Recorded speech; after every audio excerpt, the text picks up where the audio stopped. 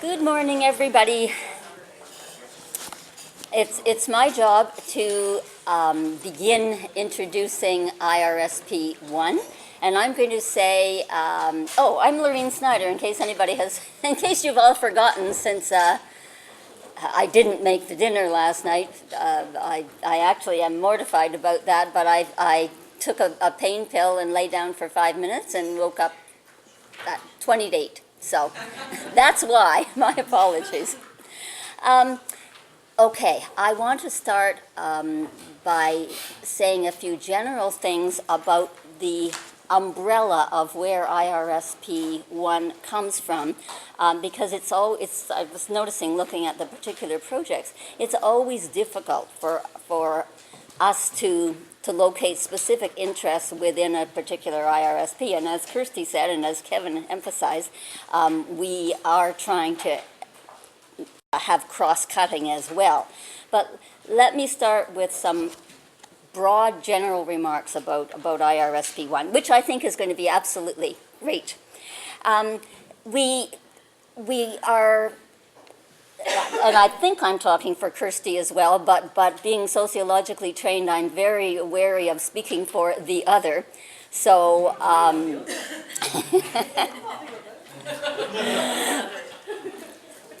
it's a grab for power, as Foucault has told us. And I'm leery of that. But the overarching theme, I would think, that we're coming from, it's in the regime of neoliberal governance. So one of the things that I think we're situating ourselves in is how neoliberal governance set the stage for and facilitates surveillance. And of course, this is linked in a roundabout way, in a theoretical way, to the destruction of the Keynesian welfare state and the rise of what I think it was Whitaker, 2006, called the security industrial complex. Though I think you could put also the military back in there. So that's one broad theme. A second one would be the political economy of business, if you like, capital, and its growing dominance and power, which of course is linked to neoliberal governance and what has happened to incomes and social programs over the last 25 years in particular. So this gets to all questions about the political and the economic and the social and the cultural capital of capital. So that's a second broad theme. Getting a little bit more specific then, what we want to do from that point is look at in-depth studies, asking specific empirical questions, because that's really what hasn't been done. We can all talk about the role of tech companies and the big interests, and I mean, David gave us some figures last night, but unless I'm missing it, there has been very little work done actually specifying how this happens, the networks of control, who are the main players, who have been the main players. Far as I know, we don't have a deep history, even a genealogy of how all of these categories that we now take for granted were constituted to begin with. So those are, I do have some comments about methodology as well, because access is going to be absolutely key here. But I think probably my 2 minutes of fame are up, so I'll give it over to Kirsty, and she's going to introduce, the more general themes, and we've got PowerPoint slides for you. You'll be glad to see. In-house style, I'll hasten to add. Okay. Well, that was the intellectual part. I'm going to do the practical part. So I think on a very pragmatic level, a very practical level, the main objective of Irsp I is to essentially to map, to describe, to understand the different constellations of corporate and government organisations, so public and private sector organisations, which are really responsible for producing the surveillance assemblages that we see in all different domains, I suppose. As we said in the proposal, I think it's something we want to stick to for now, is that we have an interest in basically 3 specific surveillance domains, but those specific domains can actually be broken down and actually will appeal to many of you. The first is public or semi-public space, so typically policing practices, military, airports, borders, etc., the kind of surveillance and space. The second, which is also interesting to us, is digital media, so what are the corporate and government networks which form the experience that we have as users of things like online surfing, email monitoring, financial sorting, social networking sites and so on. So we have sort of digital media aspects. And finally, of course, our very current one is mega events, and this one keeps coming up time and time again. For example, world summits and large international sporting events, and the kind of combinations of private and public sector expertise, technology, and so on that form the configurations of surveillance that we see in mega events. Now, what we tried to do when we were designing the IRSP is to further focus on the kind of questions we might want to answer throughout the 7 years, and by no means kind of all of it immediately, but again, some of you may have work in progress or be thinking of doing work which might address some of these questions. The first one is a really obvious one from my point of view, is what role do private and public sector organisations play in promoting surveillance at specific sites? For example, if we look at the mega events domain, we now see unprecedented collaboration between, for example, police, security agencies, private sector organisations. We see a massive increase in private sector tendering for government contracts around security. We see different configurations of expertise being combined in novel ways to produce novel solutions around the theme of surveillance and security. And this is all constituted by different organisations from the public and private sector, so we want to know what happens there.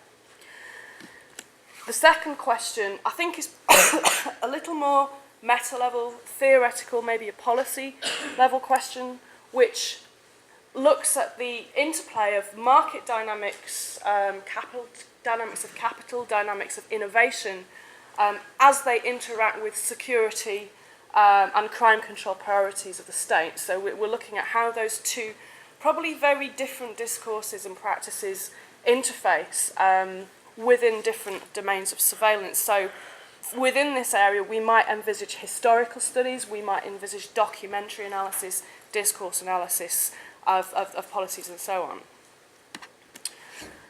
on. Moving on from that, we then will want to think about how the interplay of these different discourses, I suppose, then shape action.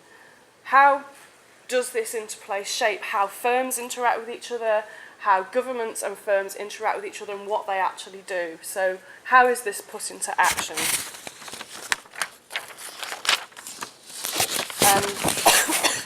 Excuse me. Dying on my feet here.